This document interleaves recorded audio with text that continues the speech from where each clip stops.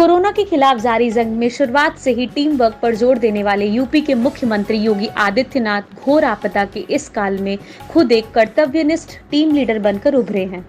महामारी की इन विषम परिस्थितियों में खुद कोरोना संक्रमण का दंश झेलने के बाद अब वह इस अभूतपूर्व चुनौती से निपटने के लिए खुद मैदान में आ डटे हैं।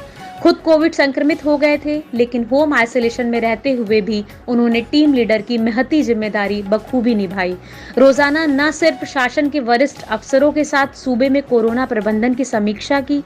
30 अप्रैल को कोरोना जांच रिपोर्ट नेगेटिव आते ही योगी ने मैदान में मोर्चा संभाल लिया।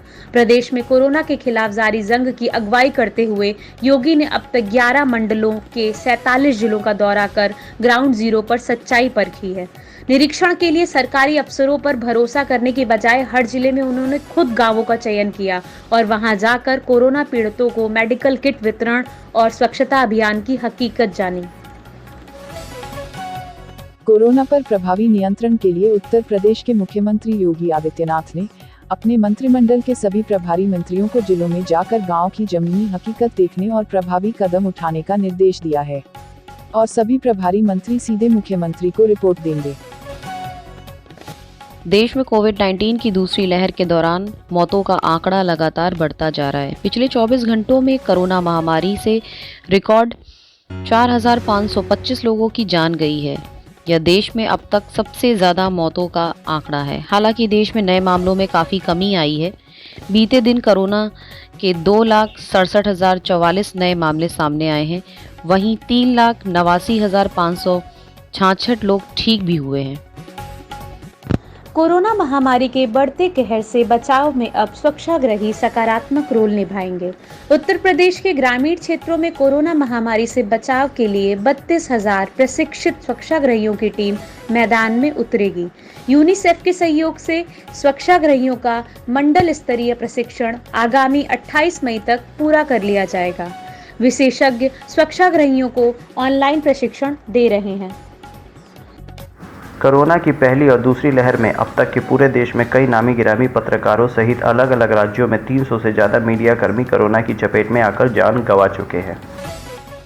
कोरोना से ठीक होकर घर आ चुके मरीज और उनके परिवार के लोगों में बेचैनी है कि कहीं ब्लैक फंगस जद में न ले ले। जानकारी के अभाव में लोगों में बिना वजह का डर बना हुआ है। डॉक्टरों की सलाह है कि घबराने की ज़रूरत नहीं है, इससे बचा जा सकता है। बस कुछ सावधानियां बरत लें, सफाई पर विशेष ध्यान दें, एसी कूलर को साफ रखें और इन दिनों कूलर में पानी न चलाएं, क्योंकि कमरे की नमी से भी खतरे की संभावना रहती है। मुंह और दांत को साफ रखें, दोनों समय ब्रश करें, माउथ वॉश दोनों समय करें। शुगर की बीमारी है तो इसे नियमित दवा खाकर कंट्रोल रखें। डॉक्टर की सलाह के बिना स्टेरॉइड ना लें। किसी को आंख में सूजन या जबड़ों में इन्फेक्शन हो तो फंगस संक्रमण टेस्ट कराने में देरी ना करें। डॉक्टर से संपर्क में रहें, क्योंकि ब्लैक फंगस पोस्ट कोविड में ज़्यादा हो रहा है। सार्वजनिक क्षेत्र की उपक्रम कोल इंडिया लिमिटेड ने कहा है कि वह कोविड-19 के बढ़ते संकट को देखते हुए ऑक्सीजन आपूर्ति बढ़ाने के मकसद से 22 अस्पतालों में 25 ऑक्सीजन प्लांट स्थापित करेगी। इसके लिए कंपनी 35 करोड़ रुपए खर्च करेगी। विशेषज्ञ डॉक्टरों का कहना है कि रेमडेसिविर दवा का कोरोना के मरीजों पर कोई सकारात्मक प्रभाव नहीं दिखा है, इसलिए जल्द ही कोरोना मरीजों के इलाज में इसके इस्तेमाल को बंद किया जा सकता है। देश की राजधानी दिल्ली में ऑक्सीजन की समस्या खत्म होने के बाद अब अस्पतालों में बेड की कमी नहीं है। दिल्ली के विभिन्न अस्पतालों में अब करीब 50% सामान्य और ऑक्सीजन बेड खाली हैं। 15% से ज्यादा आईसीयू बेड खाली हैं। इसका मुख्य कारण कोरोना के नए मामलों की संख्या में लगातार कमी होना है। साथ ही एक्टिव केस भी घटे हैं और बड़ी संख्या में मरीज कोरोना से ठीक होकर अस्पताल से डिस्चार्ज हुए हैं। लेकिन यहाँ भी मौत का आंकड़ा अभी भी डराने वाला है। पिछले 24 घंटों में 265 मौतें हो चुकी हैं। बिहार में सोमवार की तुलना में कल कोरोना संक्रमितों की संख्या में मामूली वृद्धि हुई है। राज्य में मंगलवार को 6,286 नए कोरोना संक्रमितों की पहचान हुई है, लेकिन पिछले 24 घंटों में 111 संक्रमितों की मौत हो गई है। चक्रवाती तूफान तौकते का असर लखनऊ तक पहुंचा। रात को तेज हवाएं चली और फिर सुबह से बारिश का सिलसिला। अरब सागर से उठा चक्रवाती तूफान ताउते का कहर जारी है। तूफान की वजह से गुजरात में 13 लोगों की मौत हो गई। वहीं इस तूफान के चलते राज्य के कई हिस्सों में भारी बारिश हो रही। राज्य के कई जिलों में करीब 16,000 मकान बर्बाद हो गए। गोवा, महाराष्ट्र फिर गुजरात में तबाही मचाने के बाद चक्रवाती तूफान तौकते अब राजस्थान की ओर बढ़ रहा है। राजस्थान में तौकते तूफान का असर दिखना शुरू हो गया है। सुबह से जयपुर समेत कई हिस्सों में तेज हवाओं के साथ बारिश का दौर जारी है। राजस्थान के 20 जिलों में चक्रवात तौकते का आज असर रहेगा। उत्तर प्रदेश सरकार में बाढ़ नियंत्रण एवं राजस्व राज्य मंत्री और मुजफ्फरनगर के चरथावल विधानसभा सीट से बीजेपी विधायक विजय कश्यप का कोरोना के चलते मंगलवार को निधन हो गया। उन्हें गुरुग्राम के मेदांता अस्पताल में भर्ती कराया गया था। विजय कश्यप 52 साल के थे। उत्तर प्रदेश में कोरोना से जान गंवाने वाले वह 5वें विधायक है जो दूसरी लहर से संघर्ष करते हुए जिंदगी की जंग हार गए। उत्तर प्रदेश में नवनिर्वाचित ग्राम प्रधानों के शपथ की प्रक्रिया पूर्ण कराने की तैयारी शुरू हो गई है। कोरोना संक्रमण को देखते हुए शपथ का कार्यक्रम ऑनलाइन कराया जाएगा। शासन के निर्देश पर जिला पंचायत राज अधिकारी कार्यालय उनके ऑनलाइन शपथ ग्रहण की तैयारियों में जुट गया है। 1 सप्ताह के भीतर शपथ ग्रहण की संभावना है।